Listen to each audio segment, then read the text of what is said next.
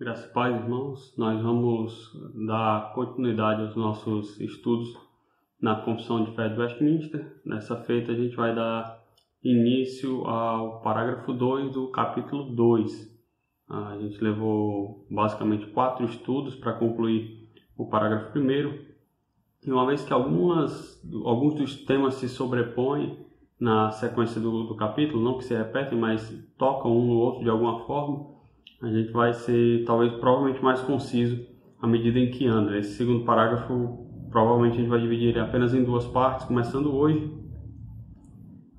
onde nós vamos falar de Deus como autossuficiente, e na semana que vem a gente continua vendo o que a Confissão de Fé fala sobre a relação de Deus, desse Deus que é autossuficiente, com a sua criação. Então hoje, capítulo 2, parágrafo 2 da Confissão de Fé. Eu vou ler o texto e os irmãos acompanhem com atenção. Ele vai servir para nortear aí as partes do nosso estudo hoje. Então diz assim a Confissão de Fé, capítulo 2, parágrafo 2. Deus tem em si mesmo e de si mesmo toda a vida, glória, bondade e bem-aventurança.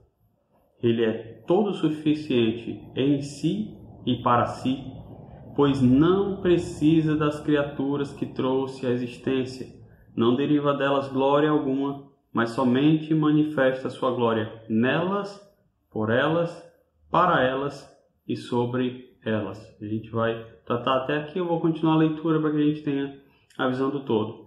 Então, ele continua dizendo, a Confissão continua dizendo, ele é a única origem de todo ser, dele, por ele e para ele são todas as coisas, e sobre elas tem ele soberano domínio para fazer com elas, para elas e sobre elas tudo quanto quiser.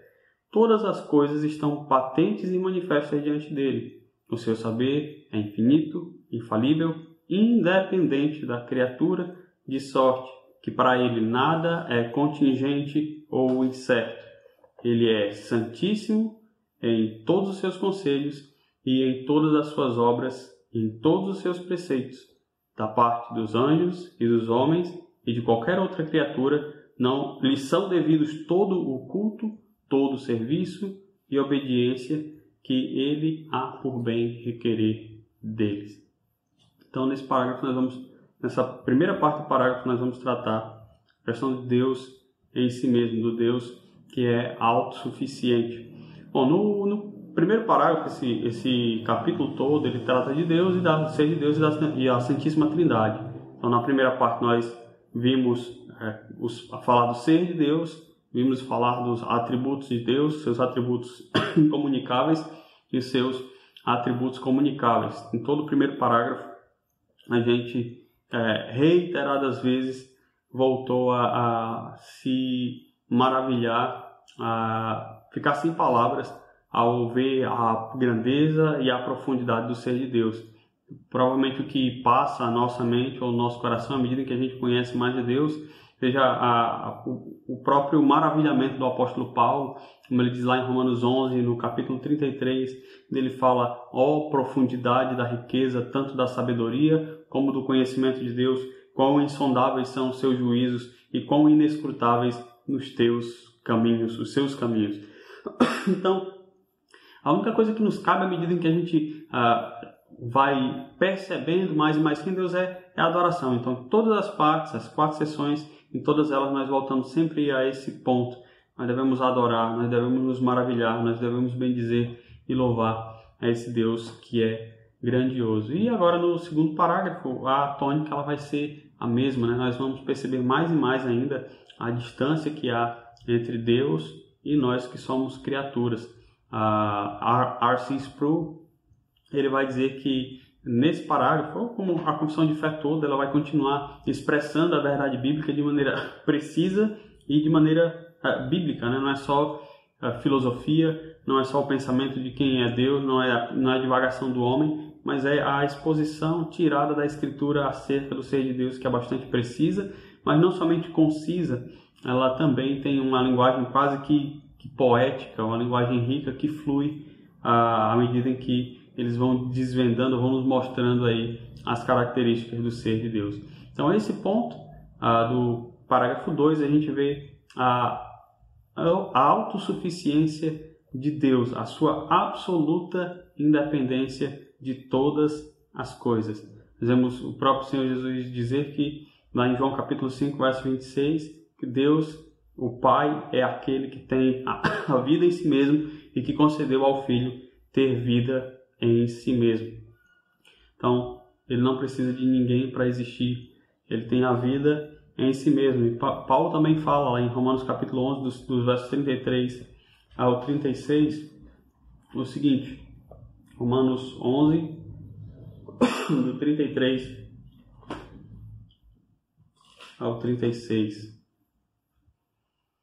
Ele diz: ó profundidade da riqueza, tanto da sabedoria como do conhecimento de Deus. Quão insondáveis são os seus juízos e quão inescrutáveis os seus caminhos. Ele diz: pois quem conheceu a mente do Senhor? Ou quem foi seu conselheiro? Ou quem primeiro deu a ele para que venha a restituí-lo? Porque dele, por meio dele e para ele são todas as coisas, a ele, pois, a glória eternamente. Amém. Então, não há nada que a criatura possa acrescentar, possa conceder a Deus de valor, de conhecimento, ou seja lá o que for. É isso que trata esse segundo parágrafo. Então, a confissão ela vai se empenhar ao máximo aqui em dizer claramente que Deus não necessita de nós, nem necessita de coisa alguma. Se a gente lê a Escritura, a gente percebe facilmente que essa afirmação ela não é surpreendente. Se a gente estuda a Escritura, se a gente vê o mundo criado, a gente percebe rapidamente que Deus não precisa de nós. Quando ele estava sozinho, antes da criação do universo, Deus já era todo suficiente. Ele não precisava das criaturas, ele não precisava trazer o mundo à existência. Deus não precisa das criaturas, das suas criaturas, da sua criação para ter vida em si mesmo, não precisa da sua criação para ter glória, não precisa da sua criação para revelar a sua bondade, tampouco para acrescentar alguma coisa em sua bem-aventurança. E assim como foi antes da criação, permanece hoje, porque Deus, nosso Deus, ele não muda, ele continua sendo o mesmo ontem, hoje e assim sempre o será. Então, hoje, a gente vai tratar desse primeiro ponto da confissão de fé, quando ele diz que Deus tem em si mesmo e de si mesmo toda a vida, toda a glória, toda a bondade e toda a bem-aventurança. Deus não precisa de nenhum de nós para ter quaisquer dessas coisas. Elas são em si mesmo e de si mesmo. Então, a primeira coisa, a vida.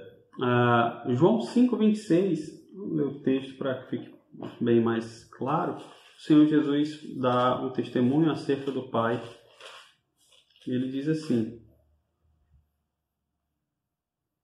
porque assim como o Pai tem vida em si mesmo, também concedeu ao Filho ter vida em si mesmo. Então, a vida é do próprio Deus, ela está em si mesmo, é algo que Deus possui por si mesmo. Nós, pelo contrário, é que precisamos da vida. Veja, toda vida que a gente põe um ponto desse, a gente aprende melhor, ou talvez enxergue melhor as coisas quando nós contrastamos o ser de Deus com o homem. Então, Deus possui a vida em si mesmo, mas nós, pelo contrário, nós entendemos a nossa mortalidade, nós entendemos a nossa finitude. Em 1 Pedro, no capítulo 1, verso 24, o apóstolo Pedro nos lembra o seguinte. 1 Pedro,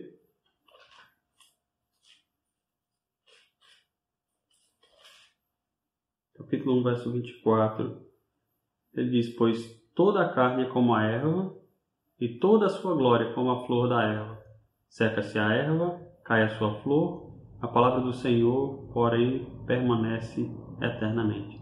Então, toda a carne, toda a vida humana, vida animal, toda a vida, ela é como a erva. Ela seca, murcha e assim se esvai. Assim é a nossa vida. Nós somos dependentes. Nós somos dependentes de vários sistemas de suporte. Nós precisamos de comida, de oxigênio, de água, de companhia humana. E é interessante esses dias assistindo esses programas de sobrevivência, o quão rapidamente o homem definha à medida que essas coisas de suporte vão faltando, né? Logo que chegam no local inóspito, a primeira coisa que procuram é água, porque sem água, pouco tempo eles vão conseguir sobreviver ali. Depois, a comida, né? Às vezes conseguem passar lá o desafio de 20 dias e 40 dias, mas à medida em que não ingerem a comida necessária, o corpo definha, né? E quem sabe quanto tempo passam depois para recuperar tudo que perderam nesse período de escassez, de privação daquelas coisas que são essenciais para a manutenção da vida. O ar nem se fala, né? A gente está vivendo aí uma época de uma crise de uma crise de saúde em que muitas pessoas morrem porque o próprio pulmão não consegue oxigenar o sangue. Então a gente vê a total dependência desse sistema de oxigenação, de água, de comida. Nós precisamos de companhia humana também. Interessante como muitas vezes, olhando para esse mesmo exemplo dos desafios, as pessoas precisam de outras para sobreviver. Uma vez, talvez dos homens que tinham mais aptidão para sobreviver nesse local foi lançado sol, à medida que outros foram espalhados, e esse viveu bem por quase 20 dias. Mas dentro de 20 dias ele começou então a definhar mentalmente, né? Não tinha com quem conversar, não tinha com quem falar, e assim acabou tendo que procurar os outros para continuar a sua carreira. Então, todos nós somos totalmente dependentes de Deus. Deus, ele é por si só o que é o detentor da vida. Paulo ensina isso no Areópago, na colina de Marte, né, quando ele vai e diz assim, Atos 17, 28, falando acerca do Deus, o Deus que ele aponta lá como Deus desconhecido, no altar que ele encontra, e diz para ele que os poetas deles mesmos cantam acerca desse Deus, e pois nele vivemos, nos movemos e existimos, como alguns dos vossos poetas têm dito, porque dele também somos geração. Então Deus tem toda a vida em e de si mesmo. E à medida que provamos a realidade, nós vamos descobrindo que nada há mais misterioso do que a própria vida. E nós só encontramos a realidade última, o sentido último da vida, quando encontramos Deus. Sem Deus não há vida alguma, não há vida espiritual, podemos dizer assim também, não há vida vegetal, não há vida animal, não há vida humana, porque o poder da vida vem dele. Toda a vida é dele, de si mesmo, e está nele mesmo. Então, Deus tem de si mesmo e tem em si mesmo e de si mesmo toda a vida. Depois ele fala também, a confissão diz, ele tem de si mesmo e em si mesmo toda a glória. Veja, no mesmo texto de Atos capítulo 17, versos 24 e 25, Paulo diz assim,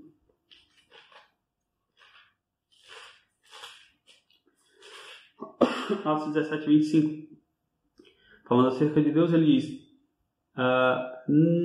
o Deus o qual fez o mundo e tudo que nele existe, sendo ele Senhor do céu e da terra, não habita em santuários feitos por mãos humanas, nem é servido por mãos humanas como se precisasse de coisa alguma, pois ele mesmo é quem dá a todos a vida, a respiração e tudo mais. Então ele não precisa de nada do que há no céu ou na terra para ser glorioso. Ele faz o amigo de Jó, em Jó capítulo 22, versos 2 e 3, fala acertadamente acerca de Deus, quando diz assim, Jó 22, 2 e 3. Ele diz, porventura, será o homem de algum proveito a Deus? Ou antes, o sábio só é útil a si mesmo? Ou tem o Todo-Poderoso interesse que seja justo? Ou algum lucro em que faças perfeitos os teus caminhos? Ou seja, o que Deus ganha com qualquer coisa que nós fazemos aqui? Porque eles perguntam, ele fala isso acertadamente. Então Deus não se beneficia de nós. Ele não precisa de nenhuma das criaturas maravilhosas que ele fez. De tudo que a gente vê aqui em cima, que vê nos céus, as estrelas, o sol, a lua, as galáxias, todas as coisas que estão lá em cima, aqui sobre a terra, nos mares, as baleias, sobre a terra, os lírios que se vestem formosamente, em todo o esplendor, ou mesmo nós, homens, no alto da sua sabedoria, da sua força e da sua beleza. Deus não precisa de nada disso, de nós, porque a glória de Deus vem dele mesmo. Deus é infinito em todas as suas perfeições, incluindo a sua própria glória. Então não precisa de nada que lhe acrescente. Falar de se aumentar a glória de Deus é falar de algo basicamente sem sentido, algo inconcebível.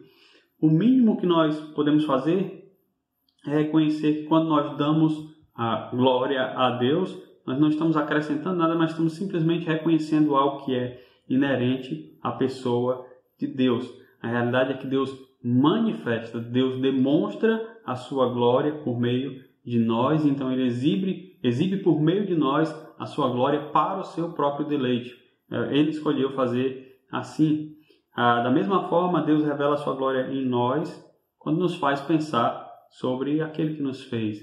Então, quando nós imaginamos, quando nós vemos a complexidade do que nós somos, nós pensamos na grandeza, na glória daquele que nos criou. Nós pensamos na suprema bondade de Deus.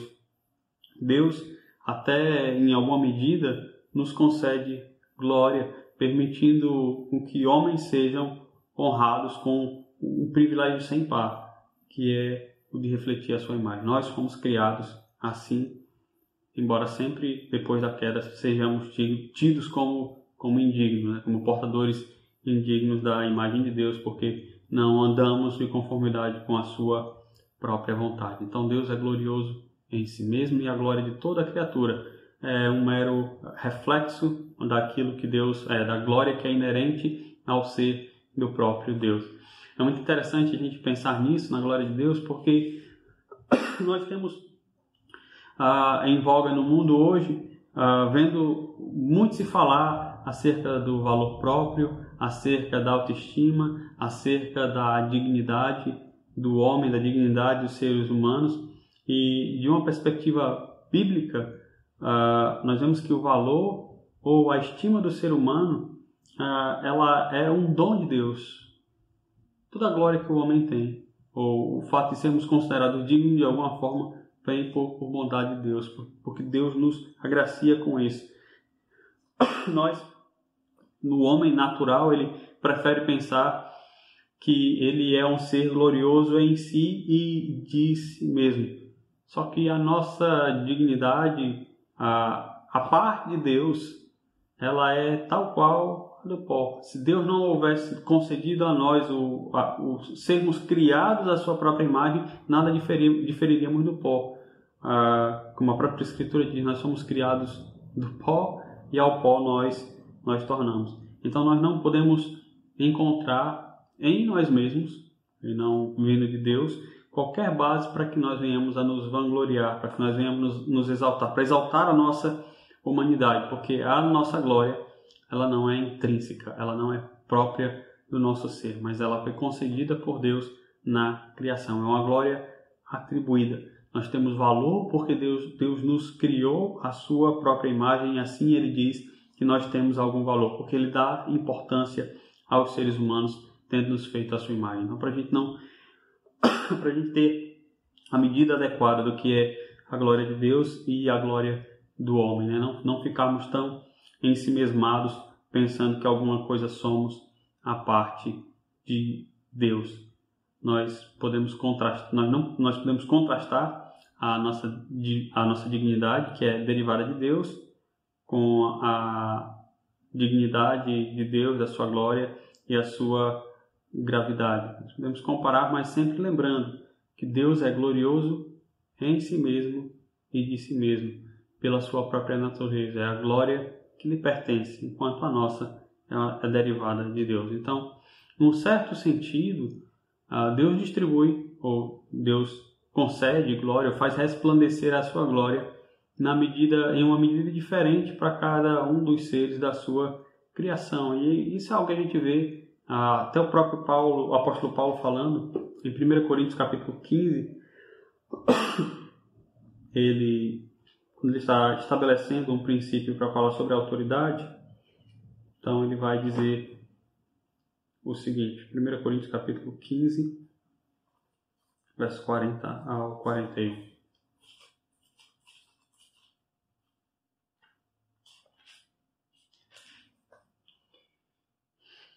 ele diz: também há corpos celestiais e corpos terrestres, e sem dúvida, uma é a glória dos celestiais e outra a dos terrestres.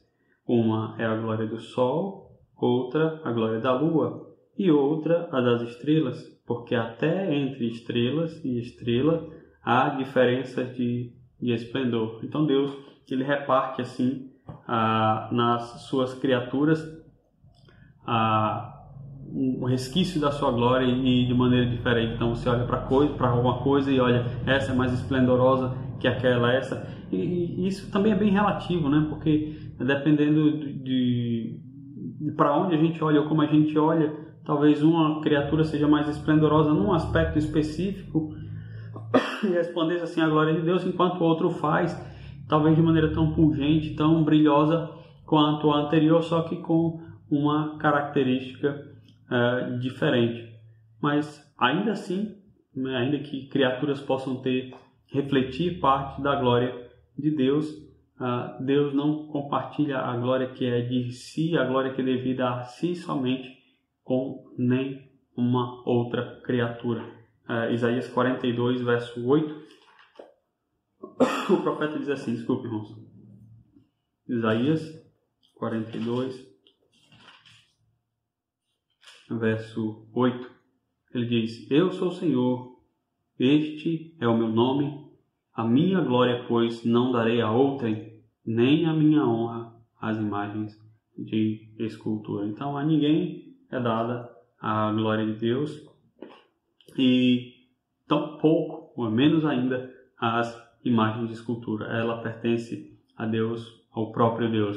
E talvez uma das afirmações mais fortes do glorioso resplendor de Deus e mais belas é dada lá no livro de Hebreus, no capítulo 1, os versos 2 e 3, quando o autor de Hebreus nos mostra que Jesus Cristo, ele é o resplendor da glória de Deus. Hebreus 1, versos 2 e 3, diz assim: nesses últimos dias, ele está falando acerca de Deus, né? Nos falou pelo Filho, a quem constituiu o herdeiro de todas as coisas, pelo qual também fez o universo. Ele que é o resplendor da glória e a expressão exata do ser de Deus. O resplendor, o brilho da glória de Deus é Jesus Cristo, a expressão exata do ser de Deus, ele sustentando todas as coisas pela palavra do seu poder. Depois de ter feito a purificação dos pecados, assentou-se à direita da majestade nas alturas. Então, o Senhor Jesus Cristo, ele tem em si mesmo o esplendor de toda a glória do ser de Deus. Ele é o próprio Deus, ele é um com o Pai, como a gente vai ver aqui no capítulo 2, parágrafo 3º. Então, Deus é glorioso em si e de si mesmo, sua glória não deriva da criação. Em terceiro lugar, a bondade de Deus também não é derivada, ela é própria do ser de Deus. Deus não é só a fonte da vida, mas é também a fonte de toda a bondade. O texto que a gente já viu no parágrafo anterior, do Salmo 119, o verso 68, quando o salmista afirma que o próprio Deus é bom em si mesmo. Salmo 119, verso 68, onde diz: tu és bom e fazes o bem. Quem ele é e como ele manifesta essa bondade. Tu és bom e fazes o bem, ensina-me os teus decretos. Então Deus é, por definição também, bondade. A bondade não é apenas uma qualidade de Deus, a qualificação da forma como Deus age, mas é um atributo da essência do próprio ser de Deus. Harold C. Sproul, quando ele comenta essa parte da confissão, ele vai lembrar algo do que pensou Santo Agostinho. Ele diz que pensar na bondade de Deus cativou a imaginação de Santo Agostinho enquanto ele tentava resolver o problema do mal. Ele e depois Tomás de Aquino. Então ele apontou para a bondade de Deus, para pensar no mal como sendo algo de natureza parasítica, Então ele diz que o mal ele não tem um status ontológico, ele não existe independentemente de alguma coisa, ele é sempre dependente. Então ele diz que ele vai pensar que somente aquilo que pode ser bom em primeira instância pode manifestar o mal, porque o mal na realidade, esse é o pensamento de Santo Agostinho, ele reflete a falta, a privação ou a negação do que é bom. Então ele vai tentar definir o mal em termos de negação e privação do que é bom, ou seja, da privação de Deus. Então, para Agostinho, somente Deus é bom em si mesmo.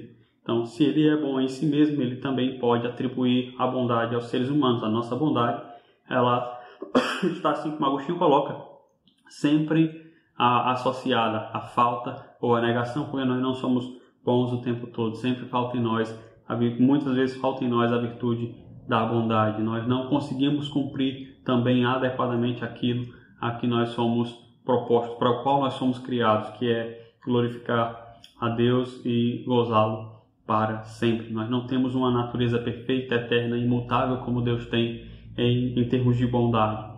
Então, as ações de Deus elas fluem daí, da sua natureza que é boa.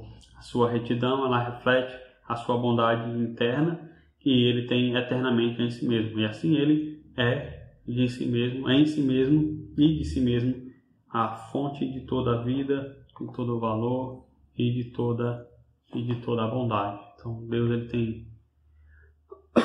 tem a vida, a glória e a bondade em si e de si mesmo. E por último ele coloca aqui a bem-aventurança. A bem-aventurança vem a nós, seres humanos de fora. Então nós não somos verdadeiramente felizes por nós mesmos. Isso nos é concedido por Deus também. Nós vemos como Deus concede a bem-aventurança àqueles que andam retamente. Em Gênesis, no capítulo 14, versos 18 e 19, um episódio bem conhecido, o encontro de Abraão com Melquisedeque. Nós vemos lá o rei de Salém, rei de paz, dando bênçãos a Abraão.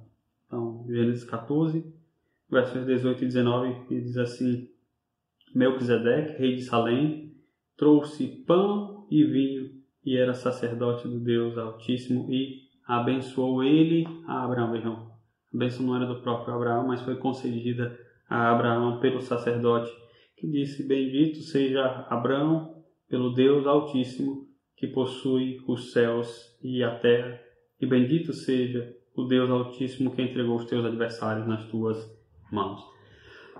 Então, a bem-aventurança é essa condição de alegria pessoal, de preenchimento, de maravilhamento que vem do próprio ser de Deus, que nos é outorgada por Deus, que tem em si a bem-aventurança, essa alegria eterna em si mesmo. O cristão não pode esperar uma bênção maior do que essa de que estar ao lado de Deus por todo sempre, de chegar à glória eterna para ali participar dessa eterna alegria de estar próximo ao seu Senhor. Nós não podemos vê-lo agora, nem desfrutar esse estado permanente de bem-aventurança, porque somos pecadores, nós somos falhos.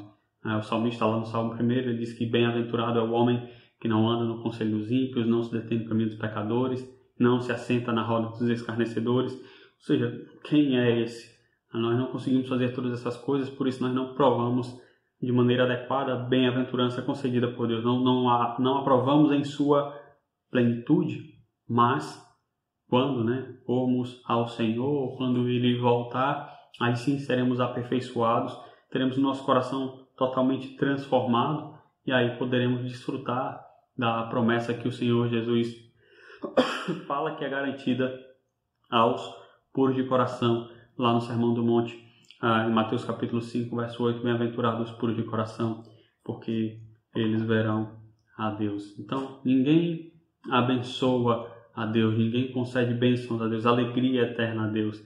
Embora muitas vezes nós tenhamos a mania de dizer, nós te bendizemos, ó Deus, ou isso é como se abençoasse a Deus, mas nós não podemos acrescentar nada à bem-aventurança de Deus. Ele era bendito, eternamente feliz antes da fundação do mundo, perfeitamente em si, o vínculo eterno da Trindade, Pai, Filho e Espírito Santo, assim como ele é agora e como ele será, independente das nossas orações, do nosso culto, da nossa canção, nada disso pode acrescentar bem-aventurança ou felicidade àquela que Deus já desfruta, porque Deus ele é todo suficiente, ele tem tudo, a vida, a glória, a bondade e a bem-aventurança de si e em si e de si mesmo por todo o tempo. Ele é todo absoluto, ele não precisa de nós. Quando nós pensamos nisso, a gente devia ver mais um pouco, muitas vezes, o que a gente fala, né? Porque muitas vezes a gente usa expressões que são até bem intencionadas quando falamos com pessoas acerca da forma como elas se relacionam com Deus. Mas muitas vezes essa forma de se dirigir a Deus se aproxima muito de blasfêmia. Por exemplo, às vezes as pessoas dizem: fulano, eu fico tão feliz que você tenha deixado Deus trabalhar na sua vida. Ou então, muito obrigado, fulano, por deixar Deus trabalhar em você. E qual a implicação disso? A implicação disso é de pensar que Deus ele é impedido de alguma forma de agir ou de fazer o que lhe apraz, o que lhe agrada, a sua boa vontade, por conta da nossa própria vontade. Né? Deus não precisa de permissão para fazer qualquer coisa, assim como ele não precisou de permissão alguma para aparecer a Saulo, para derrubá-lo no caminho de Damasco, para moldar seu coração. Assim como ele não precisou fazer nada, não precisou de Judas, da autorização de Judas para usá-lo, de forma que Judas o entregasse e assim ele cumprisse o seu grande propósito de redimir a humanidade. Ou ele, assim como ele também não precisou de pedir permissão à mula de Balaão para fazer com que ela abrisse a boca e desviasse Balaão do seu caminho para que ele abençoasse o povo de Israel. Então, Deus ele é autossuficiente tanto em si mesmo como de si mesmo. Nós não acrescentamos, nós não tiramos, nós não movemos a mão de Deus. Ele faz tudo por si, para a sua própria glória. Mas, apesar disso, de nós não podermos fazer nada disso, de mover a Deus para Ele nos mover ou impedir a Deus de agir, nós devemos sim nos deleitar pelo fato de Deus se agradar em sua bondade, em sua graça, em sua misericórdia, trabalhar através de nós. E nós deveríamos olhar para Ele e rogar assim a sua graça, agradecer a Ele por termos o privilégio indizível de fazermos parte da sua obra, daquilo que Ele tem proposto desde antes da fundação do mundo, no estabelecimento do seu reino aqui na terra. Mas isso não envolve a permissão de Deus, senão a sua boa vontade. Nós devemos ouvir como nós falamos, para que nós não venhamos a falar além do que nós deveríamos, de maneira que atinja assim o ser de Deus. Por fim, a confissão vai dizer: pois Deus não precisa das criaturas que trouxe a existência, nem deriva delas glória alguma, mas somente manifesta a sua glória nelas, por elas, para elas e sobre elas. Então, um pintor, um músico, um artista, ele aprende do outro e depende então da mediação de um outro para que ele possa fazer as suas criações. Ele depende do outro à medida em que ele precisa de matéria-prima, ele precisa de conhecimento, ele precisa do instrumento, ele precisa de ferramentas, ele precisa de várias coisas para que ele possa compor algo que lhe traga glória. E aí, dentro dessa dependência, ele consegue produzir algo que traz para ele uma certa glória, o fruto do seu trabalho. Mas ao contrário, de todo ser criado, Deus não recebe glória da criação. Deus criou tudo o que fez, todas as coisas, tudo aquilo que ele fez. Isso não acrescenta em nada glória a ele. A criação por si só, ela carrega, ela manifesta o testemunho da glória de Deus, mas ela não acrescenta nada a Deus. A criatura nem acrescenta, nem também diminui. Nós precisamos entender isso para que nós não venhamos a nos vangloriar ou pensamos que nós, na medida em que Deus nos usa, seja dentro do exercer do mandato cultural, na forma como nós lidamos com as coisas do mundo, no nosso trabalho, na nossa profissão, sendo bons médicos, advogados, professores, policiais, porque pensamos que ao fazermos isso nós estamos acrescentando alguma coisa a Deus. Não acrescentamos nada a Deus, mas Deus age através de nós, moldando o nosso coração para que, fazendo essas coisas de maneira adequada, a sua glória possa ser refletida através de nós. A glória que resplandece de Deus em nós, ela vem pela nossa obediência a Deus e andar de conformidade com a sua vontade. A glória do próprio Deus é inerente ao próprio ser de Deus. Então Deus só manifesta a sua glória nelas, por elas, para elas e sobre elas. Então a criatura ela acaba sendo como um espelho, essa é a última analogia, que reflete a imagem da glória que pertence apenas ao ser de Deus. E Deus certamente não se agrada de fazer isso, de manifestar através de nós e por nós a sua glória. Então, conhecendo esse Deus como Ele é, Deus independente, autossuficiente, venhamos a nos prostrar, venhamos a perceber o quão bom é podermos sermos instrumentos para refletir a glória de Deus. Sabendo que no fim das contas, como o próprio Senhor Jesus disse, o servo, que quando terminarmos de fazer tudo aquilo que nós deveríamos fazer, que venhamos a dizer que somos apenas servos inúteis porque não fizemos nada além daquilo que deveríamos. Tudo que vem às nossas mãos, que tem algum valor, toda a glória que nos é concedida, ela é concedida derivada de Deus, ela não tem valor em si mesma. Ela é, como a gente falou lá no princípio, como toda a carne, toda a glória do homem desse mundo, ela vai passar. A nossa vida vai passar. As coisas gloriosas que nós fizemos aqui vão passar também. Os nossos bons feitos. E tudo isso vai passar.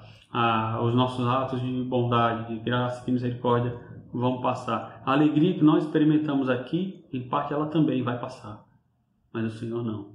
Ele permanece o mesmo para sempre, porque Ele é autossuficiente. Ele é Deus em si e de si mesmo. Então, que possamos louvar e bendizer a cada dia esse nosso Deus, que é grandioso, que é glorioso, e nos empenharmos em refletir a sua glória, para que Ele seja bendito entre as nações e nós possamos nos alegrar, né, de sermos considerados dignos, de sermos usados por Deus para esse propósito glorioso. Que Deus assim aplique em nossos corações essas porções da sua palavra. Amém.